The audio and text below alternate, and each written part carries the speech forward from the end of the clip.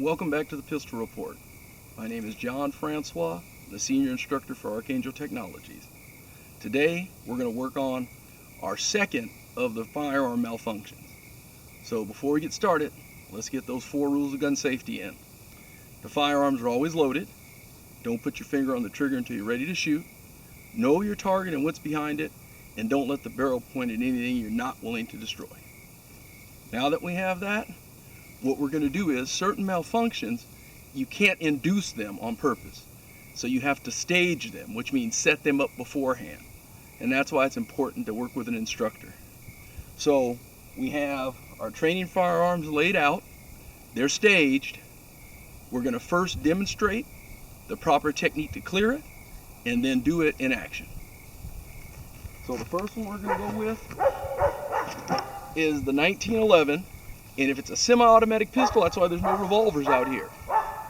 The revolvers aren't susceptible to as many malfunctions as your semi-autos. More moving parts, more issues, and so with the semi-auto, we're going to cover the stovepipe. And it's called a stovepipe because as the firearm cycles, there's many ways that it's induced. Not lubricated properly, and milk toasting or limp wristing your firearm, because that slide has to move on a very stable base in order to extract that empty casing and eject it. So if during that recoil you over relax and it rides up, you're actually stealing energy from that slide as it goes back. And that casing might not have enough energy to get out all the way, and it can set up in the breech. And the way to clear that is you will be firing. You may not see it happen, but you'll notice you can't see your front sights if you're concentrating on it, or you'll notice brass sticking out of your firearm. The way to clear it is to, I always say, get behind cover to do it.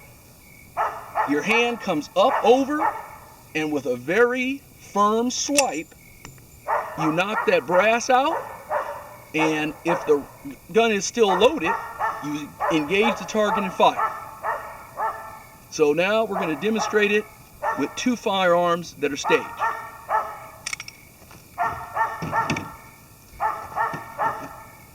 First, it's going to be another 1911. This is a full size, and remember, the step is if you're engaging, and this won't just occur, you'll notice it because it is so obvious when that is standing up. But you fire. If you can't see the front sight, get behind cover, tap, rack, come up on target, fire, tap and rack again. The only reason you should have to tap and rack is if when you swipe it and you pull the trigger, it doesn't go bang. So now, let's try it with a Glock, a semi-auto striker fire. Same principle, it's a semi-auto, a stovepipe occurs, and the process is the same. You're engaging. You see the brass in it. You step back under cover, sweep, come up on target, and that is how you do it. If anybody has any questions or comments, please leave it below. Thank you.